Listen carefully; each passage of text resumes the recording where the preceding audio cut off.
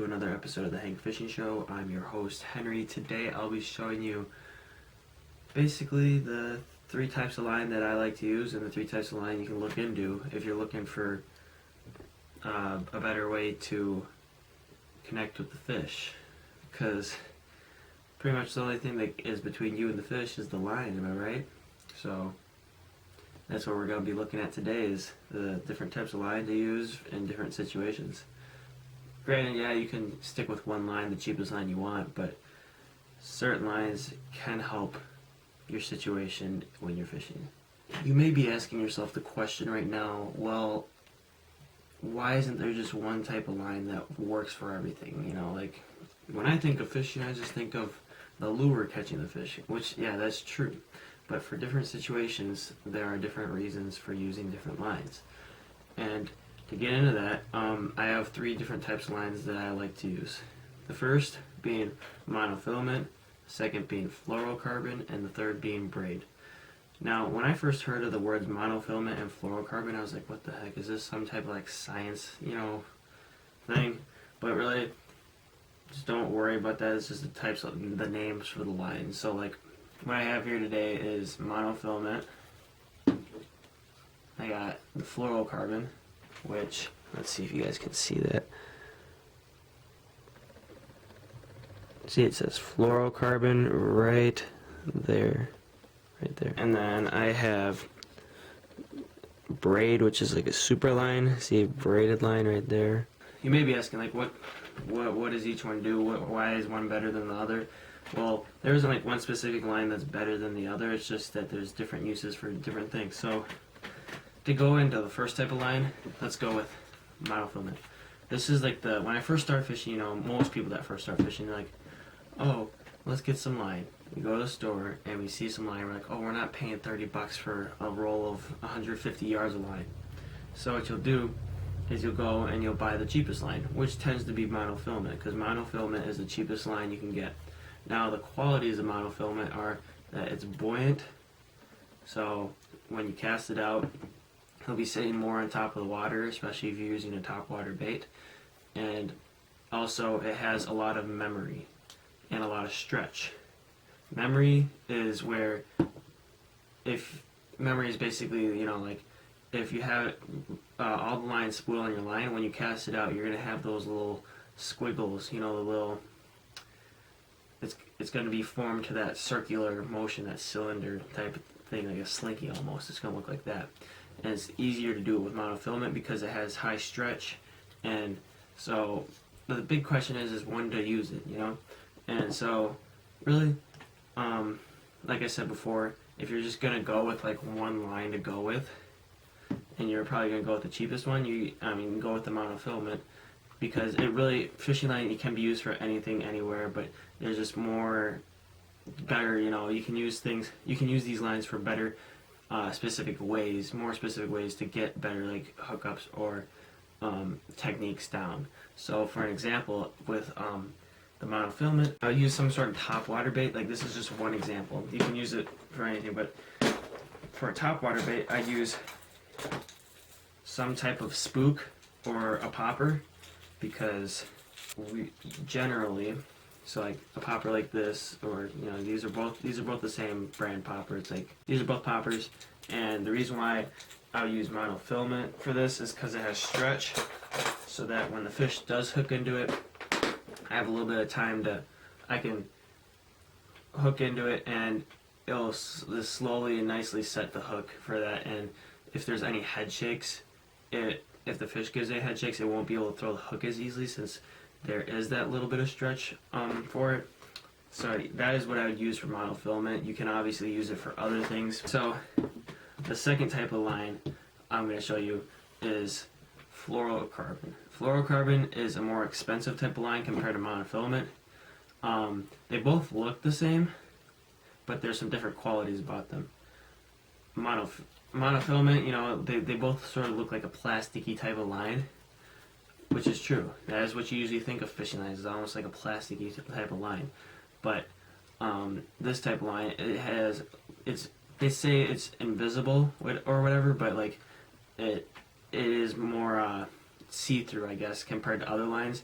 it doesn't have as much memory compared to monofilament, which means it'll give you they don't have that slinky type of feel, and it doesn't have as much stretch compared to monofilament. So like if you're setting that hook, sometimes you might pull it out of its mouth, the thing out of its mouth too quickly because of that stretch, and it might just rip it right out of its mouth. But for other cases, it's good because you might want that quick hook set. If it's like a reaction strike, you might want that to like quickly set that hook because you might, it might spit it out. The fish might spit out the bait. So for this, what do I use for fluorocarbon? Firstly, for me, I'm sort of new to fluorocarbon. I haven't used it as much. I usually used it just for attaching like a 6-foot leader or like a 4-foot leader onto my main line so that the fish couldn't see the bait, so that they couldn't see the line, because remember, fluorocarbon is more see-through compared to other lines, so that's what I use that for. But this year I put fluorocarbon on my main line of my bait caster just to see how that worked, and for me it's casted smooth. It's been able to really do the things I want it for, and the things I want it done for is for casting like crankbaits or pitching jigs, but things where I can get them down deeper, quicker, and especially like if you're using monofilament on a crankbait, it can work, but at the same time, the fluorocarbon probably get it down a little better. To go back to monofilament, the thing I'd use for this is something like a spinnerbait, because the spinnerbait, you want that thing to be closer to the top of the water. It's more of a shallow moving bait, and if you have fluorocarbon, you might have to keep reeling it up or have your rod tip up more, and you won't get like this isn't like a great place to have a place to set your hook. You want your rod tip normally down so you can really rear up on that hook set. So that is where I come in for the fluorocarbon, and that is what I'd use it for. So if you guys are wondering what type of crankbait, basically I'd use this on like jerk baits, any type of rip baits going on, swim baits, basically anything that sort of is meant to go down deep. Because you see how it has this lip? If I have something that is more dense than the water, it's going to go down a little bit better, and it can really hit, like a thing like a crankbait can really knock on the brush and the wood and really get that reaction strike, which is what you usually want from these types of baits. So that is what we got for fluorocarbon. And the last type of line that I use is braid. So this is the second type of line I really started trying, was braid, because I don't know, I just somehow stumbled upon it. I was like, whoa, braid, sort of looks cool. It's basically braided line. It's not like your fluorocarbon or your monofilament where it's more plasticky looking. It's like a string almost. And so what I use for this is, well, the qualities of this is that there's like zero stretch, so like it's really hard to break. So it's low stretch. It's more buoyant than anything. So you can guess where I might be going with this. So it's more buoyant, more stretch, or no stretch, and just a lot, really strong.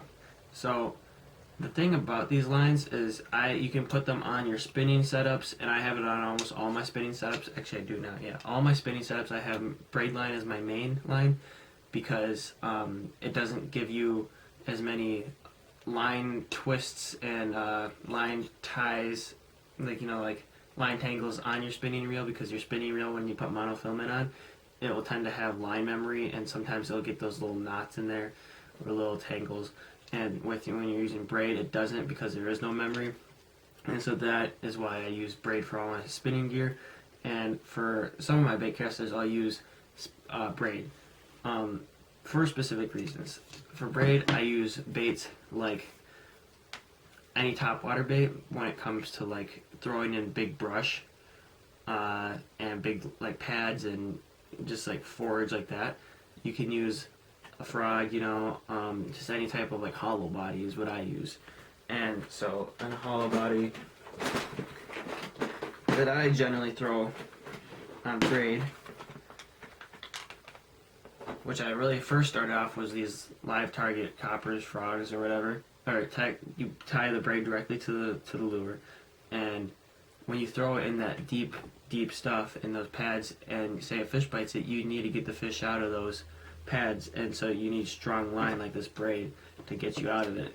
And so another reason why I use braid is because of you're going to need to have hard hook sets, because usually when you have something on top of the water, the fish bites it, and the thing is it chomps down first, and you gotta wait a second for it to chomp down and make sure it pushes down on the hollow body so that the hooks get exposed. And once you wait enough, you rear back and set the hook, and if you have low stretch line, it's going to allow you to really just quickly, like, compared to like monofilament, there's going to be some stretch, so there's going to be some delay in the hook set. But with no stretch line, it's going to go straight right into the hook set, and then that's where you can really get a powerful hook set, and which is why you want to use like a stiffer rod, like a heavy, medium heavy, or heavy. If you have a heavy, go with a heavy.